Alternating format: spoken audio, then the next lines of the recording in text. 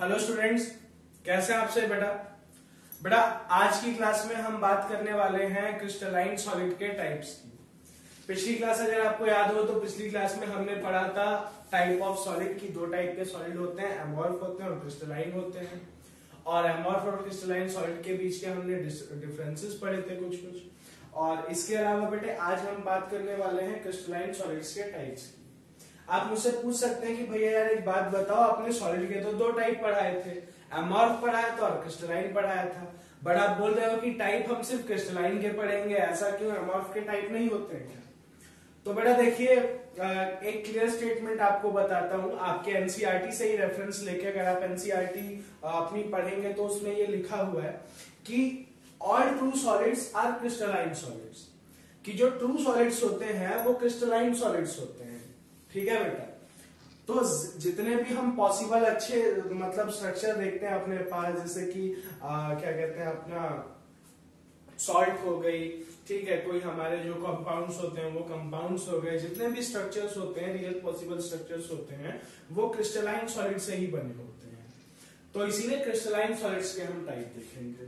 तो आज का टॉपिक है बेटे टाइप ऑफ क्रिस्टलाइन सॉलिड्स। ठीक है बेटा, उसके अलावा हो सकता है कि वीडियो जो है मतलब कंटेंट जो है वो थोड़ा ज्यादा हो, तो टाइप ऑफ क्रिस्टलाइन सॉलिड आपको 2 वीडियो लेक्चर्स के थ्रू पढ़ने को मिले। ठीक है, तो इन 2 वीडियो लेक्चर्स या एक ही वीडियो लेक्चर में क्रिस्टलाइन सॉलिड को पूरा कवर करने के साथ साथ हम एनसीईआरटी जो है अपनी एनसीईआरटी से कुछ क्वेश्चंस भी देखेंगे, कुछ क्वेश्चंस भी करेंगे हम। ठीक है बेटा, तो चलिए शुरू करते हैं।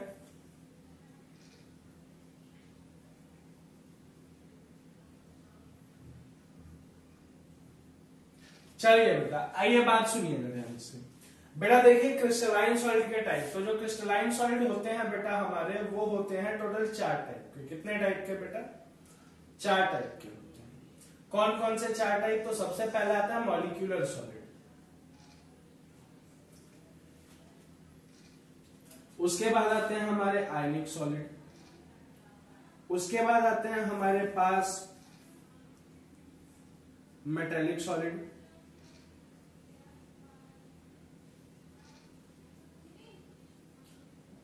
मॉलिक्यूलर क्रिस्टलाइन सॉलिड, ठीक है बेटा, आयनिक क्रिस्टलाइन सॉलिड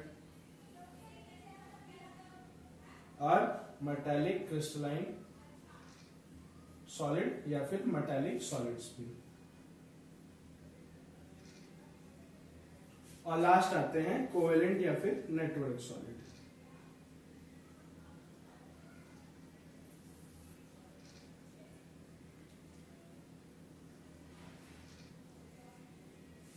चलिए ये बात सुनिए ध्यान से।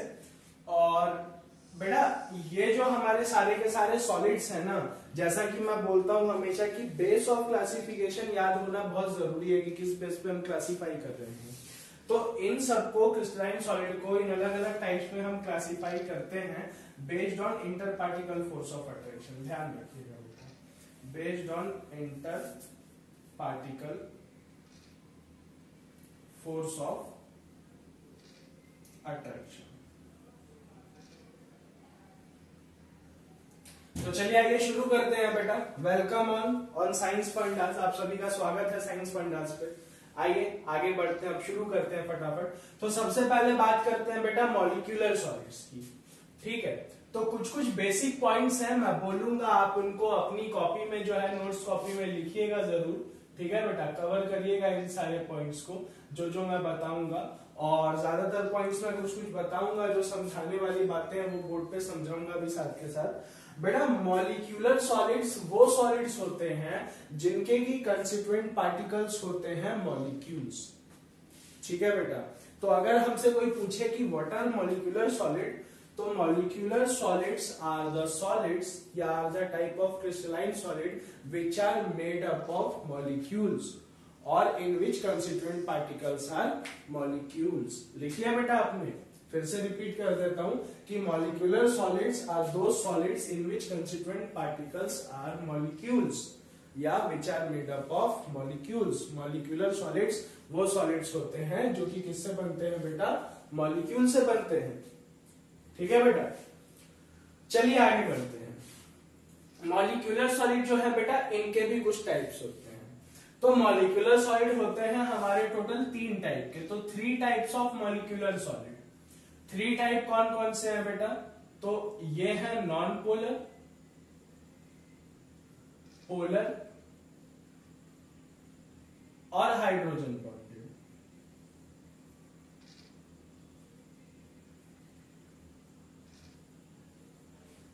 चलिए आइए तो शुरू करते हैं नॉन पोलर, पोलर और हाइड्रोजन बॉन्डेड मॉलिक्यूलर सॉलिड्स के बारे में जानना। बेटा सबसे पहले नॉन पोलर मॉलिक्यूलर सॉलिड्स की बात करते हैं। नॉन पोलर मॉलिक्यूलर सॉलिड, बेटे अभी अभी मैंने क्या बताया? थोड़ा सा कुछ सेकंड पीछे जाइए, 20 सेकंड पीछे जाइए। आपको क्या बताया अभी अभी मैंने? कि मॉलिक्यूलर सॉलिड वो सॉलिड्स होते हैं जिनके कंस्टिट्यूएंट पार्टिकल्स क्या होते हैं? मॉलिक्यूल्स होते हैं। तो नॉन पोलर के अंदर भी कंस्टिट्यूएंट पार्टिकल क्या होंगे? मॉलिक्यूल होंगे। पोलर के अंदर भी कंस्टिट्यूएंट पार्टिकल कौन होंगे? मॉलिक्यूल होंगे। और हाइड्रोजन बॉन्डेड के अंदर भी कंस्टिट्यूएंट पार्टिकल कौन होंगे बेटा? मॉलिक्यूल होंगे। बात आ रही है समझ में? बस इन मॉलिक्यूल में फर्क किस चीज का होगा बेटा? तो फर्क होगा इस चीज का, inter particle force of attraction का। ठीक है ना बेटा? कि नॉन पोलर जो है, नॉन पोलर के मॉलिक्यूल्स में inter particle force of attraction कुछ और होगा, पोलर में inter particle force of attraction कुछ और होगा, और हाइड्रोजन बॉन्डेड में inter particle force of attraction कुछ और होगा। इज इट क्लियर बेटा? पक्का? आगे बढ़े हम? चलिए आगे बढ़ते हैं फिर। तो नॉन पोलर, बेटा non polar molecular solids are those molecular solids which are made up of non-polar molecules। Definition बताई बेटा मैंने, क्या कहा मैंने? कि non polar molecular solids are those molecular solids which are made up of non-polar molecules। Non polar molecular solid वो molecular solids होते हैं जो कि बेटा नॉन पोलर मॉलिक्यूल से बने होते हैं।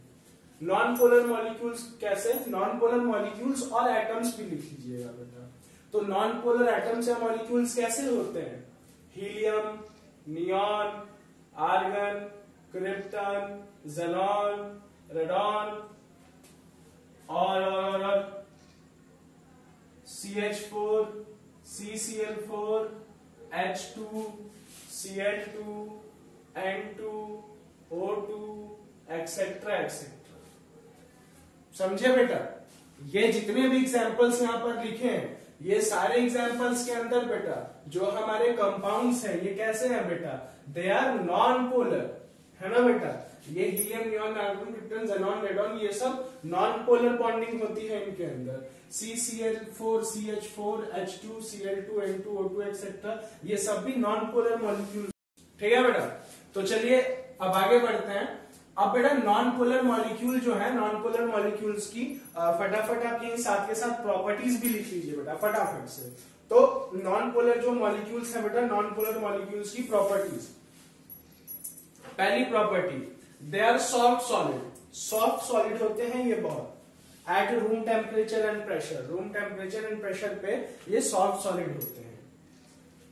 दूसरी प्रॉपर्टी लिखिए, low melting and boiling point.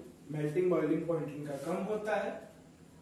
तीसरी प्रॉपर्टी लिखिए बेटा, अगर किसी का मेल्टिंग बॉइलिंग पॉइंट कम है तो मुझे समझाइए ये बात आप खुद ही, कि अगर कोई सॉलिड है अपने पास, कोई चीज है अपने पास, उसका बॉइलिंग पॉइंट कम है। बेटा अगर बॉइलिंग पॉइंट कम है तो वो बहुत कम टेम्परेचर पे वेपराइज हो जाएगी ना। और बहुत कम टेम्परेचर पे वेपराइज होने का क्या मतलब है? कि जो वेपर प्रेशर है वो कैसा होगा बेटा? ज्यादा होगा, हाँ या ना? बताइए मुझे। वेपर प्रेशर ज्यादा होगा, बिल्कुल ज्यादा होगा बेटा वेपर प्रेशर, है ना बेटा? तो वेपर प्रेशर उन चीजों का कैसा होगा बेटा? ज्यादा होगा। वेरी ऑब्वियस, बहुत ही कॉमन सेंस वाली बात है, ठीक है ना? बहुत ही सिंपल सी बात है कि वेपर प्रेशर उनका कैसा होगा बेटा? ज्यादा होगा। आगे बढ़ते हैं अब चलिए। तो ये थर्ड पॉइंट बताया मैंने कि हाई वेपर प्रेशर, ठीक है? उम्मीद है लिख लिया होगा आपने। अब आगे बढ़ते हैं फोर्थ पॉइंट पे। तो फोर्थ पॉइंट लिखिए, इलेक्ट्रिकल इंसुलेटर्स। इलेक्ट्रिकल इंसुलेटर्स होते हैं बेटा, इलेक्ट्रिकल कंडक्टिविटी नहीं होती है, ठीक? तो 4 points non polar molecular soil के। क्या क्या पढ़े बेटा? एक बार रिपीट करिए, मेरे पीछे पीछे बोलेगा आप। क्या क्या पढ़ा हमने? Soft solid at room temperature and pressure, point 1। Point number 2, low melting and boiling point. Point number 3, high vapour pressure. And point number 4, electrical insulators, है ना बेटा? चलिए आइए, तो नॉन पोलर मॉलिक्यूलर सॉलिड्स होते हैं अपने कंप्लीट, फिनिश बेटा, फिनिश, इनको पढ़ लिया हमने। अब बढ़ते हैं पोलर मॉलिक्यूलर सॉलिड्स पे। तो बेटा आप खुद ही सोचिए, non polar molecular solid non polar bond से बनते थे। थोड़ा दिमाग लगाइए, थोड़ा सा दिमाग लगाइए कि non polar molecular solid non polar bond से बनते थे, है ना। तो पोलर मॉलिक्यूलर सॉलिड, सोचो, पोलर मॉलिक्यूलर सॉलिड, और आंसर दो, इतना जोर से आंसर देना कि वीडियो देखो तो आप, मुझे तो एहसास हो मुझे कि हाँ लगता है बच्चे वीडियो देख रहे हैं, ठीक है। तो पोलर मॉलिक्यूलर सॉलिड बनेंगे बेटा किससे, बोलो, हाँ पोलर मॉलिक्यूल से, है ना बेटा। तो लिखिए, polar molecular solids are those molecular solids, polar molecular solids are those molecular solids which are made up of polar bondings, polar covalent bondings, ठीक है बेटा।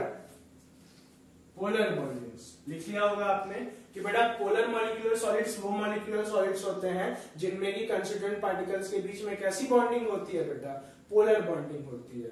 Polar bonding between constituent particles, ये ऐड कर लीजिएगा बेटा, बिटवीन कंस्टिट्यूएंट पार्टिकल्स। चलिए आइए इसके एग्जांपल्स देता हूं आपको। इसके एग्जांपल्स हो गए आपका SO2, NO2, ठीक है, NH3 नहीं HCl, सॉरी HCl, ठीक है बेटा। ये सब हमारे एग्जांपल हो गए किसके, पोलर मॉलिक्यूलर सॉलिड के। अब पोलर मॉलिक्यूलर सॉलिड की प्रॉपर्टीज, तो हेडिंग डाल लीजिए properties of polar molecular solid. तो पोलर मॉलिक्यूलर सॉलिड की क्या क्या प्रॉपर्टीज होंगी बेटा। पोलर मॉलिक्यूलर सॉलिड की पहली प्रॉपर्टी लिखिए, soft solid at room temperature and pressure. Room temperature and pressure पे ये सॉफ्ट सॉलिड होते हैं।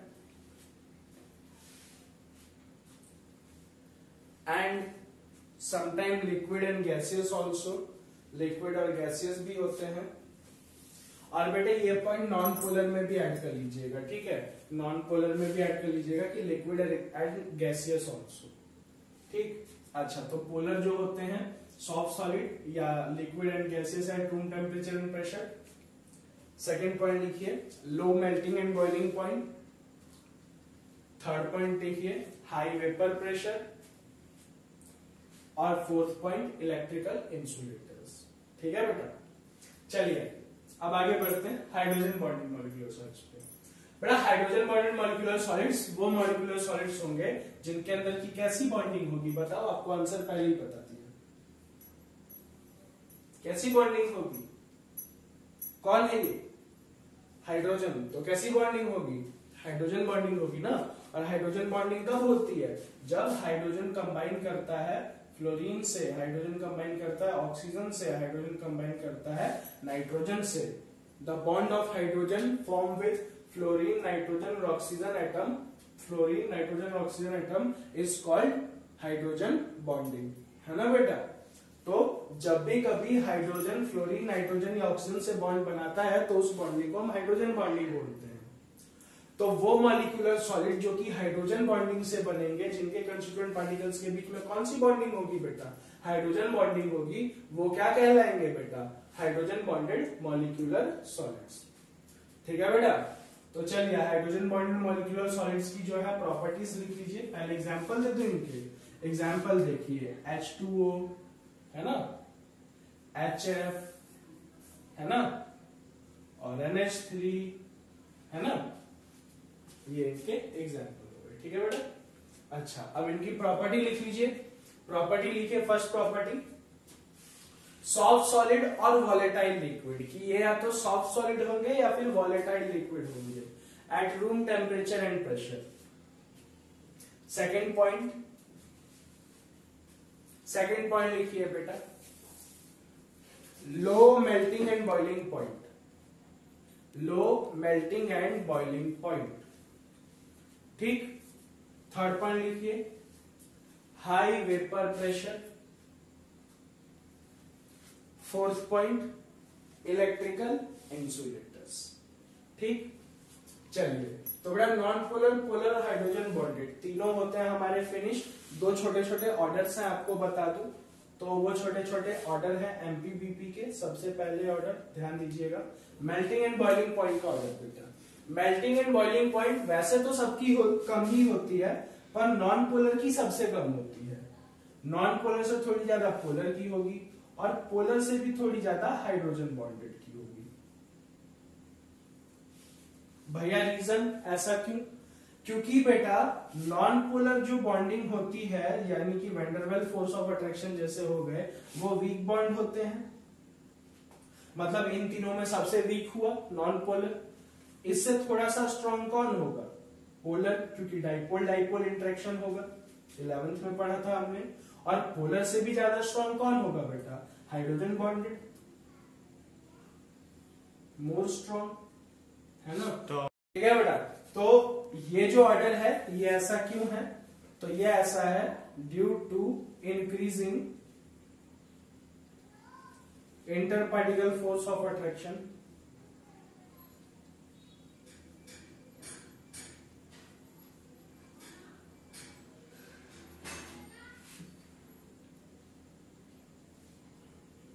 और अगर कोई बेटा बहुत ही ज्यादा आपके अंदर घुस के आपसे पूछने की कोशिश करे ना कि ये inter particle force of attraction बढ़ने से ये ऑर्डर क्यों हो रहा है, तो उनको समझा दीजिएगा कि because MP and BP are directly proportional to IPFA, inter particle force of attraction. किसी का inter particle force of attraction जितना ज्यादा होता है, मेल्टिंग बॉइलिंग पॉइंट उतना ही ज्यादा होता है, और inter particle force of attraction जितना कम होगा, मेल्टिंग बॉइलिंग पॉइंट उतना ही कम होगा। और उनको ये भी समझा दीजिएगा कि ये 9वीं कक्षा में पढ़ा है हमने, 9th क्लास में पढ़ा है।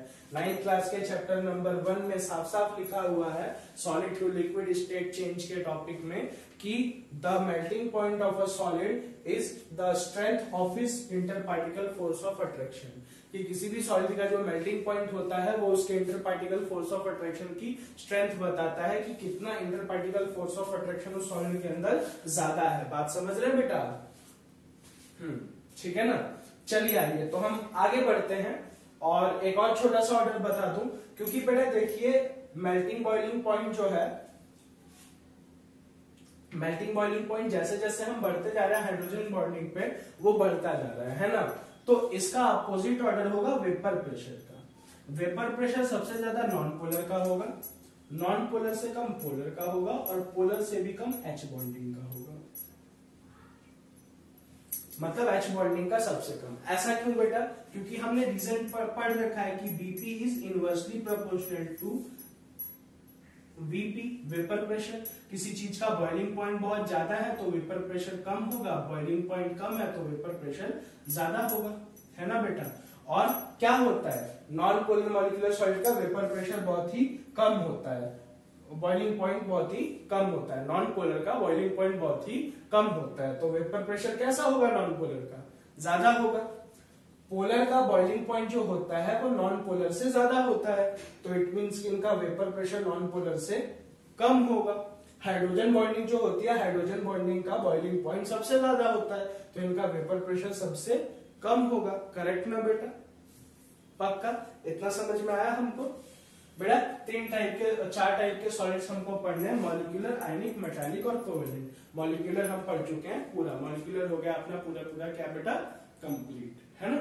तो चलिए अब हम आगे बढ़ते हैं, और उससे पहले आप नोट कर लीजिए ये कुछ है, और फिर हम आगे बढ़ेंगे। ठीक है बेटा?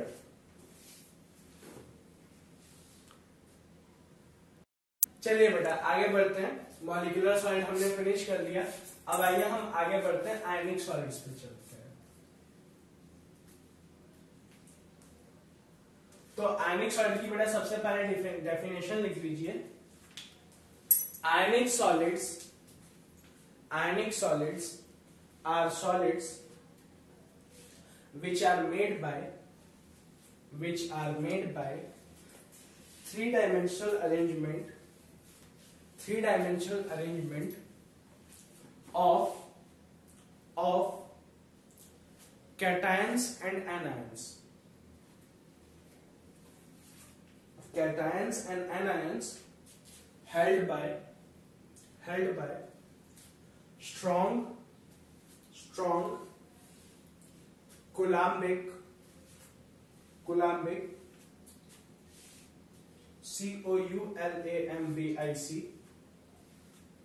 कोलम्बिक, ब्रैकेट में इलेक्ट्रोस्टैटिक फोर्स ऑफ अट्रैक्शन। ठीक है बेटा, अब आइए कुछ की पॉइंट्स इसमें से हाईलाइट करते हैं। तो 3 की पॉइंट्स हमको दिखेंगे, आयंस, 3D और कोलम्बिक या इलेक्ट्रोस्टैटिक फोर्स ऑफ अट्रैक्शन। चलिए आइए, तो इनके बारे में बेटा सबके बारे में एक एक करके बात करते हैं। सबसे पहली बात कि आयनिक सॉलिड वो सॉलिड होते हैं जिनके अंदर कंस्टिट्यूएंट पार्टिकल आयंस होते हैं, यानी कि पॉजिटिव आयन होंगे कैट आयन और नेगेटिव आयन होंगे एन आयन, है ना बेटा। अच्छा, इसके अलावा 3D जो है इनकी शेप कैसी होगी, 3D होगी, 3D ज्योमेट्री होती है इनकी। 3D ज्योमेट्री इनकी बनती कैसे है, 3D ज्योमेट्री ऐसे बनती है कि जो आयंस होते हैं उनको कोलम्बिक या इलेक्ट्रोस्टैटिक फोर्स की मदद से 3 डायमेंशनल शेप में अरेंज किया जाता है। ठीक है बेटा, एक बार फिर से सुन लीजिए कि 3D शेप कैसे बनती है कि आयंस को जो है कोलम्बिक या इलेक्ट्रोस्टैटिक फोर्स की मदद से 3D शेप में अरेंज किया जाता है, जिसकी वजह से इनकी 3D ज्योमेट्री बनती है। बेटा वैसे आपके इस चैप्टर का टॉपिक नहीं है, बट एक एक्स्ट्रा छोटी सी क्लास लेकर के एक हाफ आवर तक की वीडियो बना करके और मैं आपको अलग से मतलब एक क्लास दूंगा, जिस क्लास के अंदर की आयनिक सॉलिड्स की क्लोज पैकिंग मैं आपको बताऊंगा कि आयनिक सॉलिड्स किस तरीके से फॉर्म होते हैं, कैसे पैकिंग होती है, कैसे वॉइड्स बनते हैं, उनसे जुड़ी कुछ बातें बताऊंगा, कुछ अलग अलग कॉमन एग्जांपल्स दूंगा आयनिक सॉलिड फॉर्मेशंस के। ठीक है बेटा, तो ये सब हम देखेंगे। चलिए अब आगे बढ़ते हैं, आयनिक सॉलिड के बारे में और थोड़ी बातें जानते हैं। बेटा आयनिक सॉलिड की प्रॉपर्टीज की बात करते हैं, ठीक है।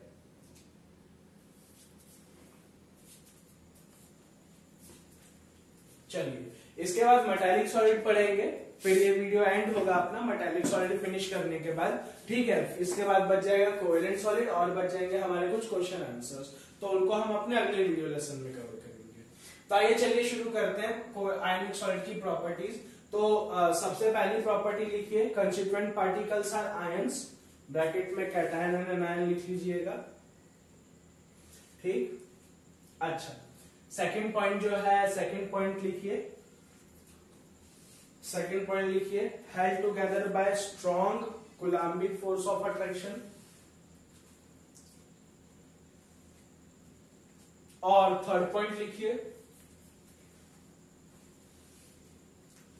थर्ड पॉइंट लिखिए, due to strong interparticle force of attraction, strong interparticle force of attraction की वजह से ions are closely packed, ions बहुत ही क्लोजली पैक्ड होते हैं, ions are very closely packed, ions are very closely packed and they have high density. ठीक है बेटा, अगली प्रॉपर्टी लिखिए, due to strong force of attraction, due to strong force of attraction they have high melting and boiling point, they have high melting and boiling point. और बेटा सीधी सी बात है, अगर मेल्टिंग बॉइलिंग पॉइंट हाई है तो आप खुद ही सोचिए वेपर प्रेशर कैसा होगा बेटा, लो होगा। तो लिख लीजिए, दे have high melting and boiling point and low vapour pressure. ठीक, आगे बढ़ते हैं, चलिए अगला पॉइंट लिखिए, produce characteristic colour of flame, मतलब बेटा जलाने पे ये अपने फ्लेम का एक यूनिक कलर देते हैं, एक अलग कलर देते हैं, जिससे कि आप पता चल सके, अगर आपको फ्लेम के कलर याद हो तो आप फ्लेम का कलर देख के ये बता सकते हैं कि कौन सा आयनिक कंपाउंड को जलाया जा रहा है। ठीक है, तो लिखिए, produce a characteristic colour of flame when burn. अगला पॉइंट लिखिए, due to directional nature of electrostatic force they are hard and brittle, hard and brittle. अगला पॉइंट लिखिए, in solid state, in solid state they are electrical insulators, solid state में electrical insulators होते हैं। अगला point लिखिए, in molten state or when dissolved in water, in molten state or when dissolved in water,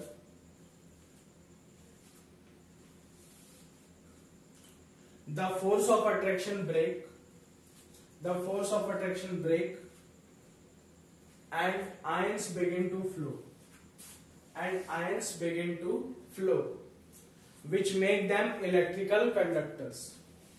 ठीक है बेटा, जो कि इनको इलेक्ट्रिकल कंडक्टर बना देता है। तो ये बात थी बेटा हमारे किसके बारे में, हमारे आयनिक सॉलिड्स के बारे में। अब आइए इस वीडियो का लास्ट टॉपिक कवर करते हैं, molecular solid.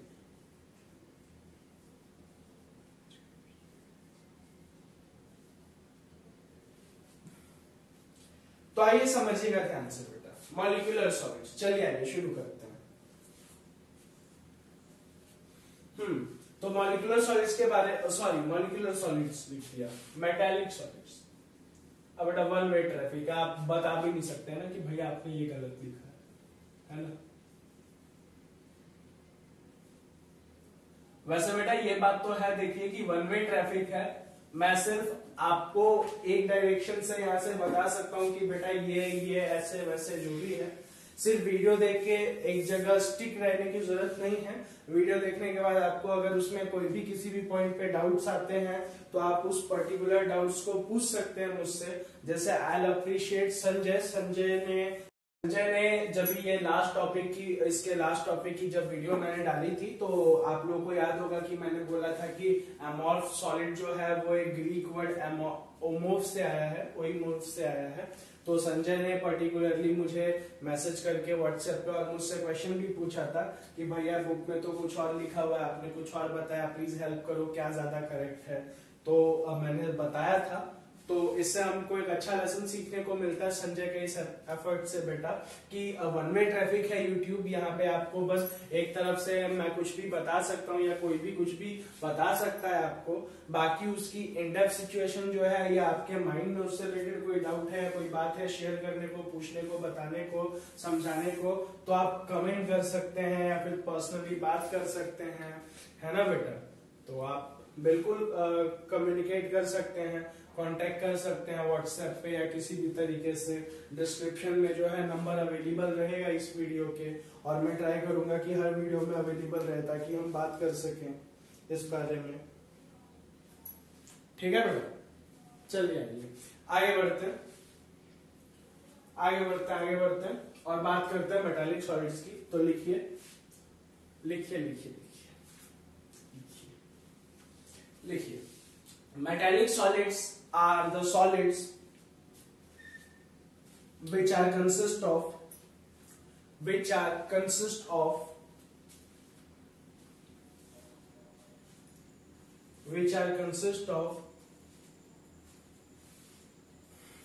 positive charge protons surrounded by and held together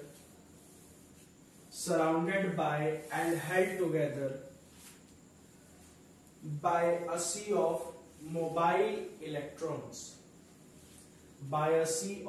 mobile electrons, connected with strong metallic bond। ठीक है बेटा, तो चलिए आइए की पॉइंट्स हाईलाइट करते हैं। तो की पॉइंट्स हमने पढ़ा कि पॉजिटिव चार्ज यानी कि प्रोटॉन होता है और सराउंडेड बाय और हेल्ड टुगेदर है by sea of mobile electron से।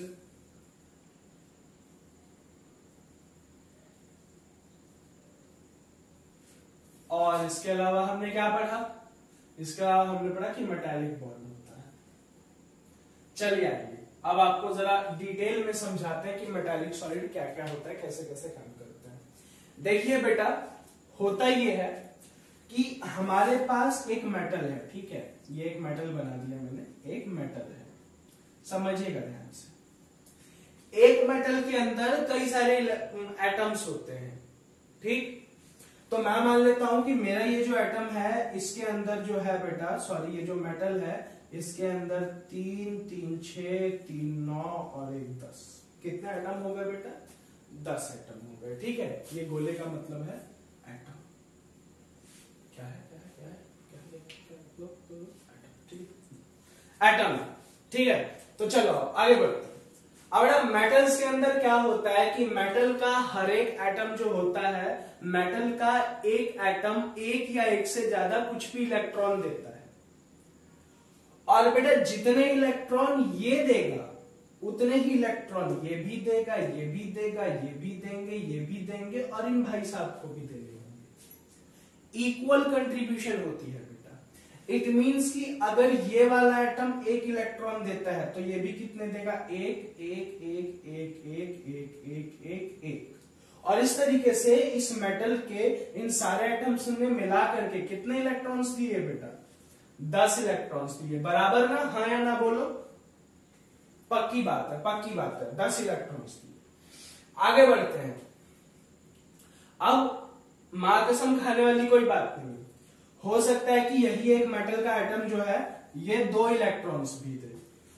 तो अगर ये 2 इलेक्ट्रॉन्स देगा तो ये भी कितने देगा? 2 2 2 2 2 2 2 2 और 2।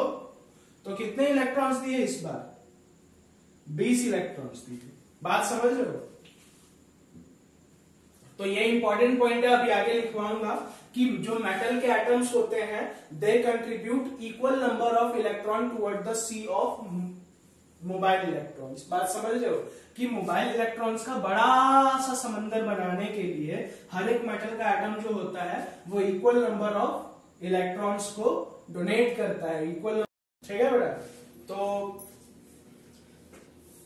जो मेटल के एटम्स होते हैं, मेटल के atoms equal number of electron जो है वो कंट्रीब्यूट करते हैं सी ऑफ मोबाइल इलेक्ट्रॉन में। अब आगे बढ़ते हैं, आगे समझिएगा थोड़ा सा।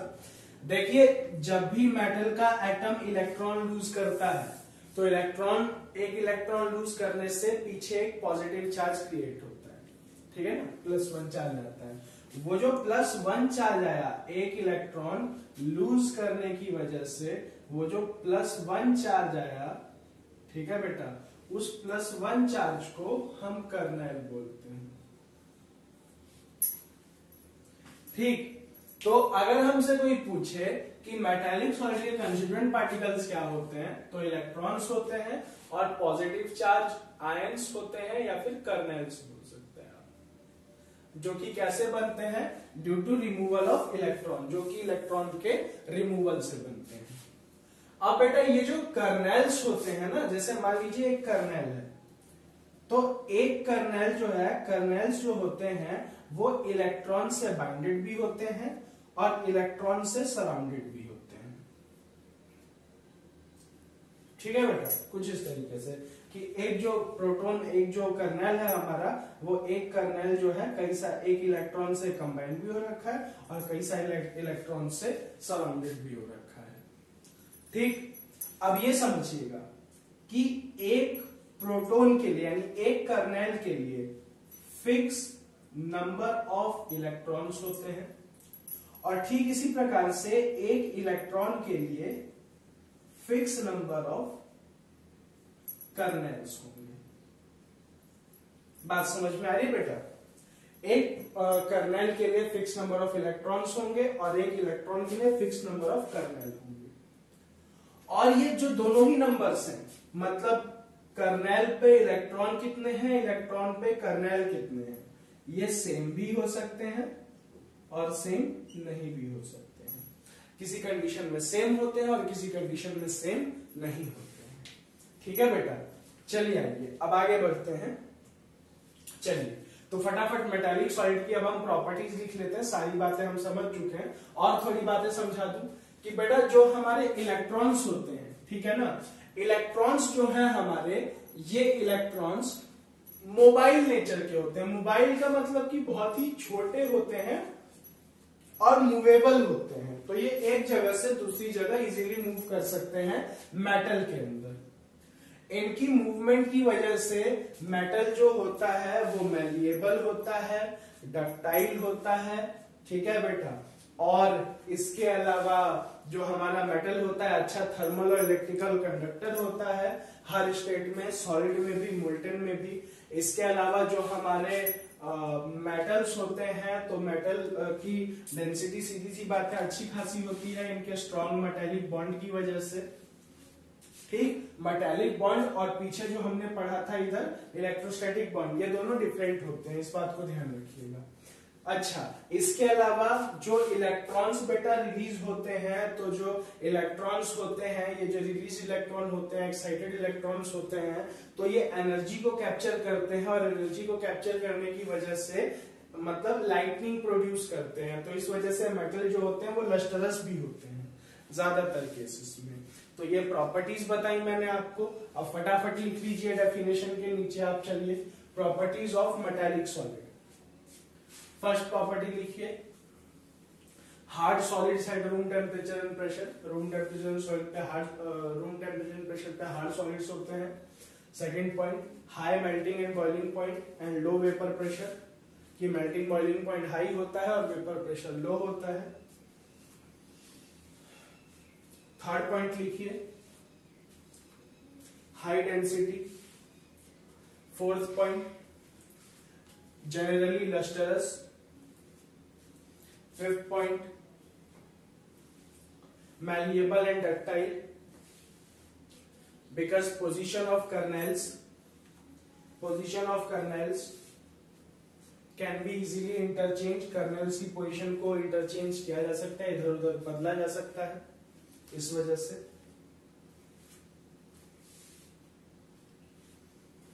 ठीक है बेटा। अच्छा, अगली बात लिख लीजिए, ये स्टेटमेंट लिख लीजिए दोनों।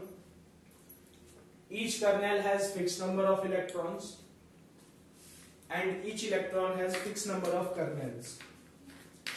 Each kernel has fix number of electrons and each electron has fix number of kernels which may or may not be same, ठीक है बेटा। एग्जाम्पल लिख लीजिए। अच्छा, मैंने आपको आयनिक के भी एग्जाम्पल नहीं लिखवाए है ना, देखा, याद है मुझे। अच्छा, अभी लिखवा देता हूँ, ठीक है। तो पहले मेटालिक के लिख लीजिए। मेटालिक के एग्जाम्पल लिख लीजिए, iron, aluminium, zinc, cobalt, copper, है ना, इतने सारे एग्जाम्पल है हमारे पास मेटल्स के। अच्छा, आयनिक के लिख लीजिए, इनके भी कई सारे भाई। NaCl लिख लीजिए, ठीक है, और CaF2 लिख लीजिए, KCl लिख लीजिए, AgBr लिख लीजिए, ठीक है बेटा। तो इसी के साथ इस वीडियो लेसन में हमने कौन कौन से सॉलिड कवर किए, मॉलिक्यूलर, आयनिक और मेटालिक। अब अपने पास कौन सा सॉलिड बच गया, सिर्फ और सिर्फ कोवेलेंट सॉलिड बच गया, है ना बेटा। तो कोवेलेंट सॉलिड जो है वो आपकी बुक में छोटा सा ही दे रखा है, पर मैं आपको बताऊंगा कि कोवेलेंट सॉलिड भी दो अलग अलग टाइप के होते हैं, 2D और 3D टाइप के होते हैं, ठीक है बेटा। तो उनके बारे में हम पढ़ेंगे, कोवेलेंट सॉलिड्स के बारे में हम पढ़ेंगे, और कोवेलेंट सॉलिड्स के बारे में पढ़ने के अलावा फिर हम बात करेंगे किनके बारे में बेटा, फिर हम बात करेंगे हमारे कोवेलेंट सॉलिड्स के बारे में पढ़ने के बाद फिर हम बात करेंगे आगे कुछ क्वेश्चन आंसर्स करेंगे, और क्वेश्चन आंसर्स को करने के बाद ये जो हमारा टॉपिक है ये पूरा पूरा खत्म होगा। फिर हम क्रिस्टल के थोड़ा सा ऐसा करके अंदर झाँक के देखेंगे, ठीक है। तो चलिए, आज के लिए पाठशाला समाप्त होती है हमारी, ठीक है। और नोट्स अच्छे से बनाते रहिए, घर पर पढ़ते रहिए, धीरे धीरे करके पढ़ना तो जरूरी है ना, क्या ही बोले अब आपको। चलिए, बाकी तो समझदार हैं आप सारे लोग। मिलते हैं फिर, जय हिंद बेटा।